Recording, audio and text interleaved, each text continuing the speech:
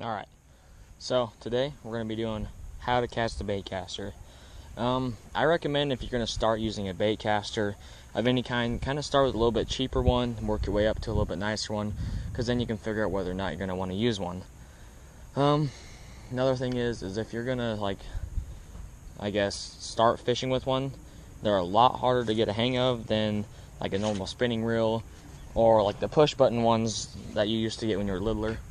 If you're going to start fishing with one of these, get a light colored lure, something like this. I just put on a frog that I had. And just go out into a little field, go out into your yard or something, and start trying to practice out there. So there's a couple different things on how to cast these. I mean, you want to leave, I remember seeing this thing, it was like 8 to 14 inches of line out.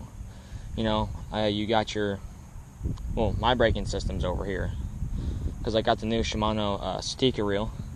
Pretty nice. It was $160 after tax, but on mine is labeled from 1 to 10. Then you also have another braking, a spool stopper over here and everything.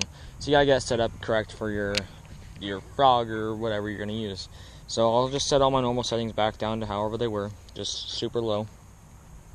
So put this on 1, put this all the way down, and then so if you watch my frog and how fast it drops, that's not good. You're gonna get a super bad bird's nest.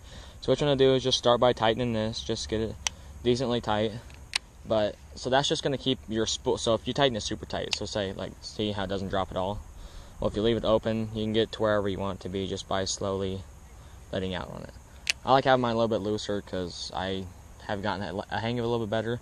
But what you want to focus on is your braking system, because when you cast, that's what's going to slow your line down and everything. So since it's a little bit heavier, I'll put it at 4.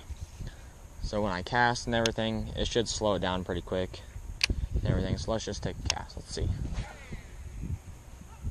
Alright, look at that.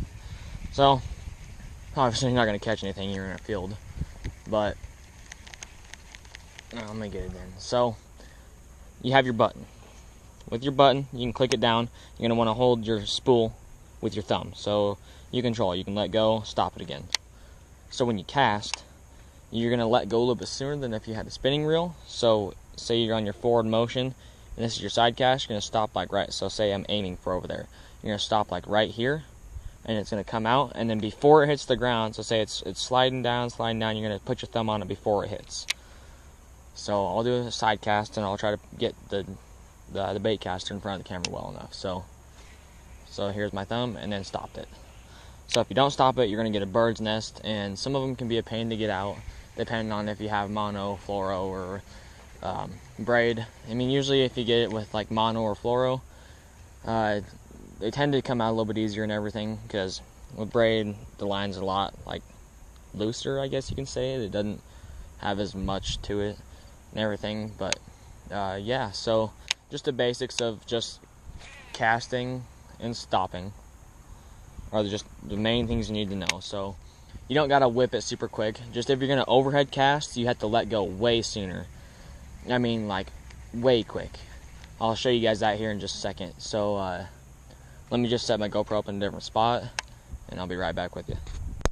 Alright, so now that I'm in a little bit different area, I'll be able to show you guys your start and your stop, dropping it down and everything. So when you side cast, you're gonna come here and you're gonna whip it back around. So I suggest you release around right here, and if you release there, it should go potentially straight. I mean, over a period of time, you'll figure out that accuracy comes with just a lot more practice and everything. But your normal overhead cast, when you start it, with a spinning reel, when you cast, you usually stop around right here. Well, with your bait casting, you stop up here, so let go there, bring it down.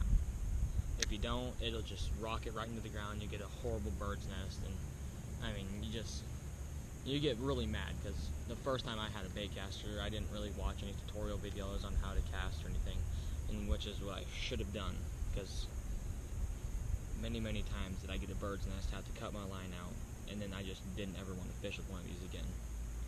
So that's pretty much just the basics of that.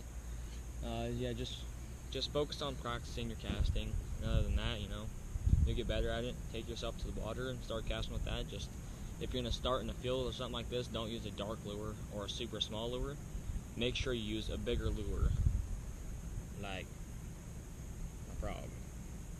Anyways, stay tuned for more videos. Snagging Time Outdoors.